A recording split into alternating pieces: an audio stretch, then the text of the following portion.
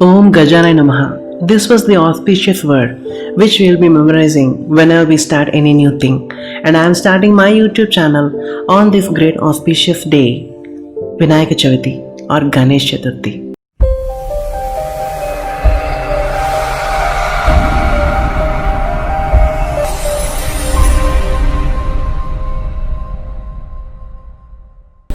This is Asha Maheen and welcome to the show. Today we are going to talk about some of the interesting things you may not know or you may know about Lord Ganesha. So be tuned. It begins on the 4th day, Chaturthi, of the month of Bhadrapada, September to August, the 6th month of the Hindu calendar. Lord Ganesha likes durva, grass. That was the reason we offer grass at his idol when praying. He also liked swastik symbol, modak and red flowers. Started in 1600s, that is in the era of British.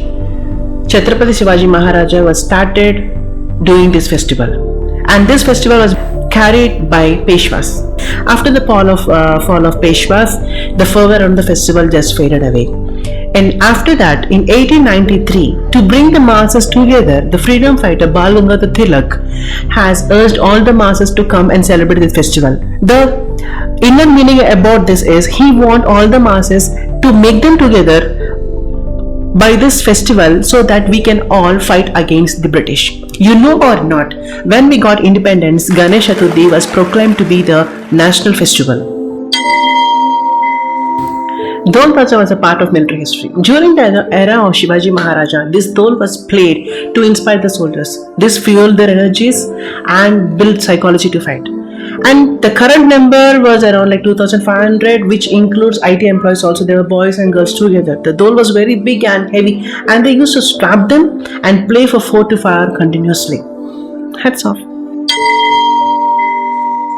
The festival witnessed several crores of rupees as big and small traders set up food stalls, playgrounds, fairgrounds, and shops, etc., etc., etc. Okay, and the decorations will be ranging with the themes of Chandrayaan to surgical strikes. It was considered unlucky to look at the moon during Ganesh Chaturthi. Many of the parents would have been saying this, but some of them here or not, it depends on them. But you know what was the story behind this? Once, when returning from a feast, Lord Ganesha was riding on his mouse and they saw a snake coming towards them. The mouse was frightened. It dropped Lord Ganesha. When, due to the impact of the fall, Lord Ganesha has fallen and his belly was burst open. All the laddus, modaks was fallen away. So what did Lord Ganesha did is, he picked out all the laddus and modaks, he inserted into his belly, and to put his belly tight, he took the snake and he tied around his belly. Seeing all this, Chandra, the moon, bursted out laughing. This enraged Ganesha, and Ganesha was very angry, you know that, and he broke one of his tooth, and he has shown like this to Chandra, and he cursed him, saying that he cannot be able to shine again.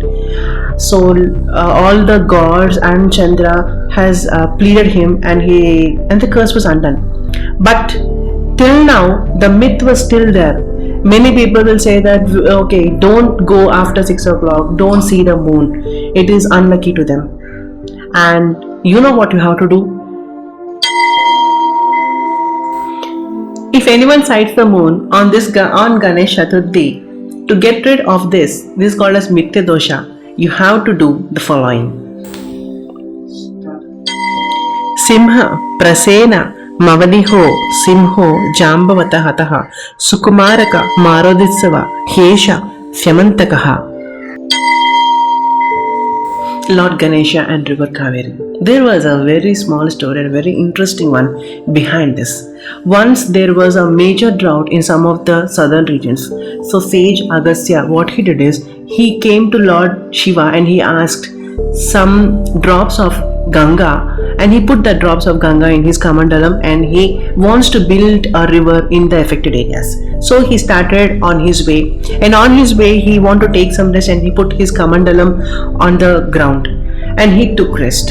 Lord Ganesha, who was very curious to know what was inside that, he changed himself as a crow and he sat on the Kamandalam. Due to that, the Kamandalam has fallen down and river Ganga has started flowing from there. You know, the place where river Ganga was originated is known as Talakaveri. And there was a lesson you all have to learn, even I have to learn from that, is people who are very curious are always able to see new worlds and possibilities which they are normally not.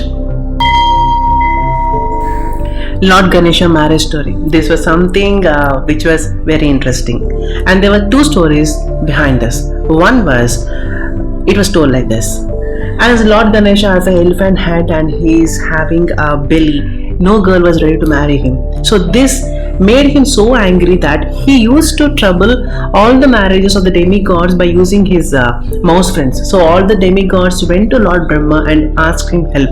So Lord Brahma agreed to help them.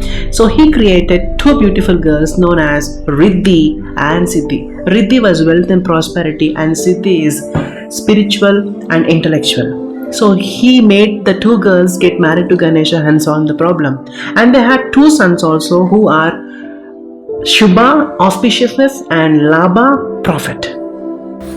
As Siddhi and Buddhi were born from Brahma's mind, they were his daughters. Therefore, he gave his daughters to the most suitable suitor, who was knowledgeable and wise, who is nothing than Lord Ganesha. And some call as Siddhi and Riddhi, and sometimes his wives were called as Siddhi and Buddhi. It said that Ganesha wrote Mahabharata and it was recited to him by sage Vyasa, who is known as Veda Vyasa. Okay, and this was done on the condition that Ganesha would not stop while writing. So popular legends say that it took around like 3 years for both of them of continuous writing and telling to complete the epic. The half tusk. When Ganesha was writing Mahabharata, the feather what he was writing broke off. So to stick to the condition that he has to write continuously, he broke one of his tusks and he started writing with that. There is another story which says that Lord Parshurama cut off one of the Ganesh tusks as he didn't allow him to meet Lord Shiva, who is busy praying. Lord Ganesha married a banana tree. You know that? There was a story behind this saying that Lord Ganesha was supposed to get married and he was on his way. On his way, he realized that he forgot something and he came back, and to his surprise, he saw his mother hurriedly eating a bowl of rice with her 10 hands, and she is Durga Ma. And we all know that Lord Ganesha loves his mother so eternally. So he asked his mother, what you are doing? So she said that, you are getting married. What if your wife doesn't give me enough food? On hearing this, Lord Ganesha just went out and he cut a banana tree and he gave that banana tree to his mother, saying that this banana tree is your daughter-in-law.